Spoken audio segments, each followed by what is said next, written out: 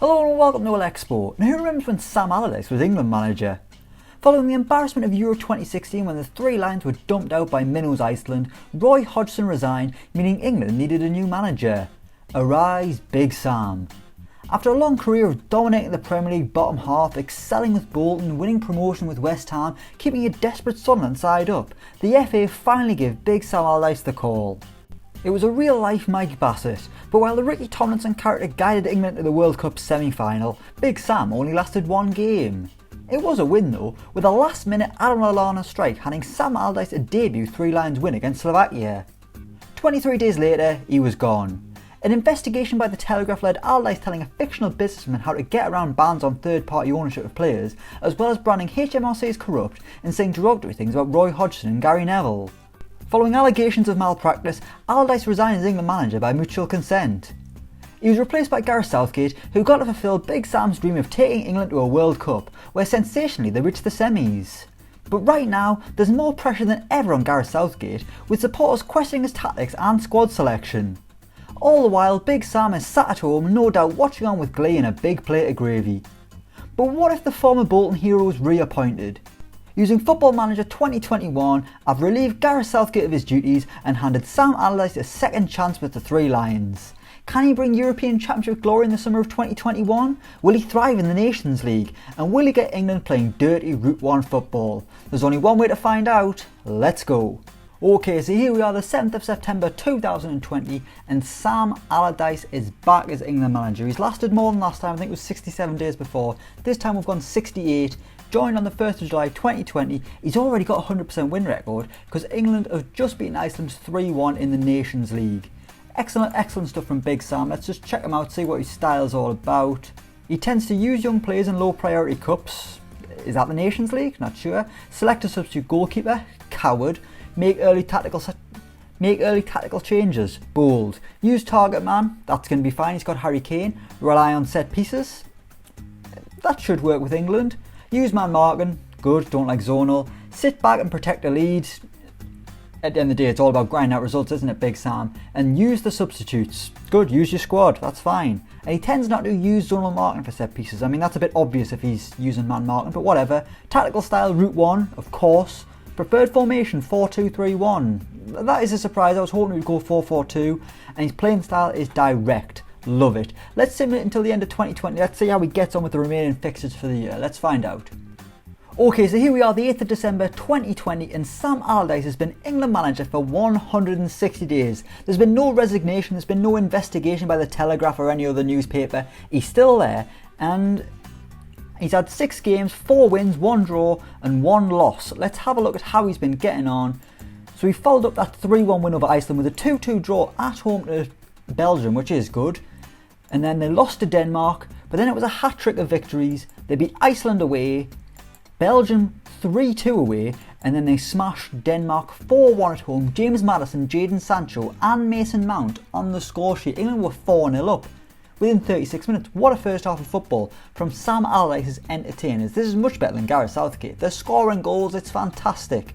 And they've made it to the International Nations League. Don't know why I've called it the International Nations League. The Nations League semi-finals, where they will play Portugal late next year. But before then, England have got the European Championship. Scotland haven't made it, unfortunately, so they're going to be playing the Czech Republic, Croatia and Austria. Let's have a look at his most recent team. So that was the 4-1 win over Denmark.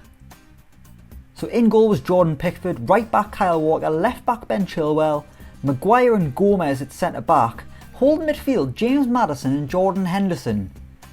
Interesting that you'd have James Maddison playing so deep, but whatever. On the right, Raheem Sterling. On the left, Jadon Sancho, the man of the match. In the 10, Mason Mount. And up front, the captain, Harry Kane. So having a look at the squad, at the minute, there is no Jack Grealish. No doubt receiving pelters from everyone on Twitter, but Jack Grealish has been in the squad. He played in that first game against Iceland, and he was crap, to be honest, a 6.0 out of 10. And then after that, he's just been substitute appearances by the looks of things. Oh no, he started, against Denmark away, where England lost. Jordan Henderson got a red card. That was Grealish's last appearance in an England shirt. But it doesn't matter, because England are doing much better. The goals are flowing, kind of. Dele Alli's there, he's getting back to it. Sam Allardyce is having a great old time. Let's go into 2021. Let's see what England can do at the European Championships. Can Sam Allardyce finally win a trophy for England? It would be their first since 1966. Come on, Big Sam, you can do it. Bring football home. Okay, here we are, the 4th of September 2021, and as you can see, Sam Allardyce is no more. Carlo Ancelotti is the new Three Lions boss. What has gone on here? Surely the Euros didn't go so bad that Big Sam's got the sack. No, he resigned.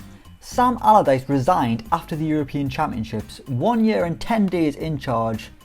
He didn't win the Euros, which is sad, but a 73% win record. 11 wins, 2 draws and 2 losses. One of those must have came in the European Championships. Let's have a look at how England got on. They made it to the second round. To be honest, it's been a great year for Sam Allardyce. I'm not really sure why he left. They've played 3 World Cup qualifiers. They beat Ukraine 3-1, they beat Iceland 2-1 again, playing them again, Christ. And they beat Israel 4-0. Then in preparation for the Euros, it was a 1-1 draw with Serbia and a 3-1 win against Turkey, the team who knocked them out.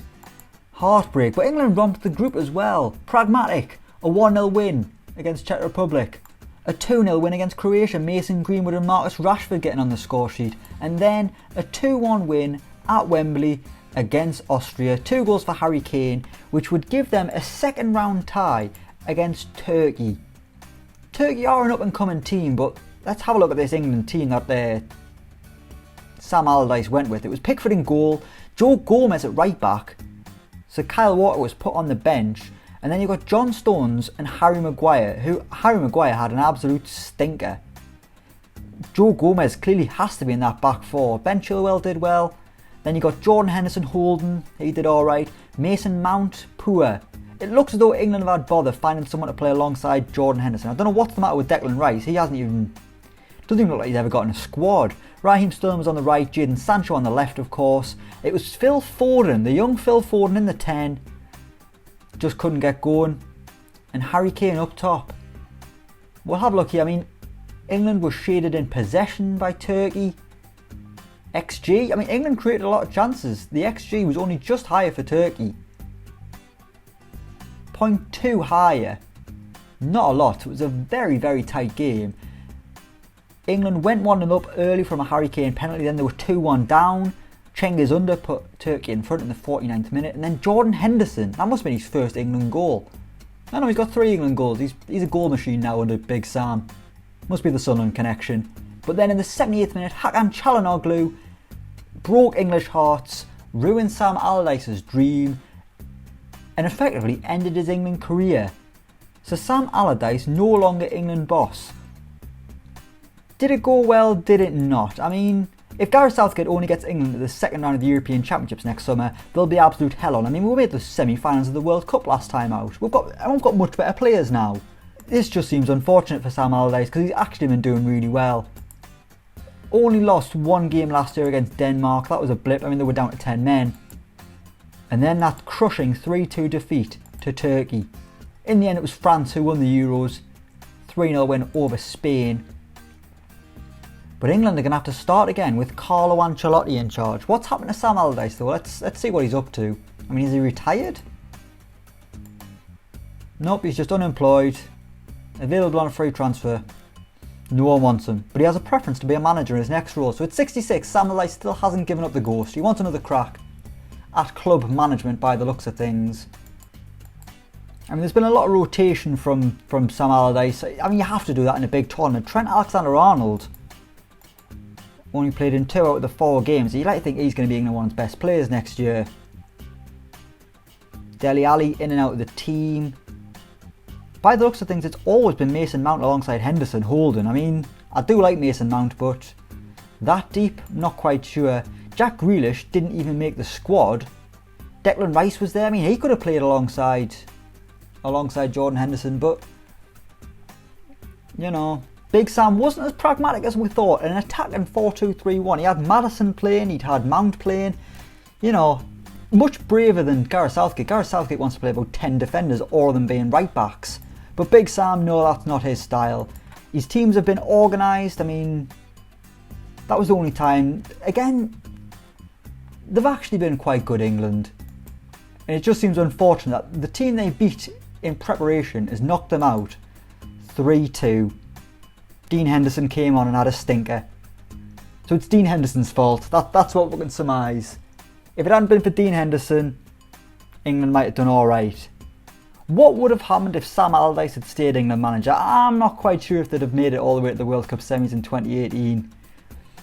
But I suppose we'll never know. What if England had never lost that game against Iceland in 2016 and Sam Allardyce had never got the England job in the first place? We wouldn't even be making this video for a starter. I mean, he probably would have stayed at Sunderland. The probably would have been alright. We never would have had those 2 Netflix series. So, swings and roundabouts, but there we go. That is what would happen if Sam Allardyce was England manager once again. A win percentage of 73%, 11 wins, 2 draws, 2 losses, and a resignation after 1 year and 10 days in charge after no European Championship success.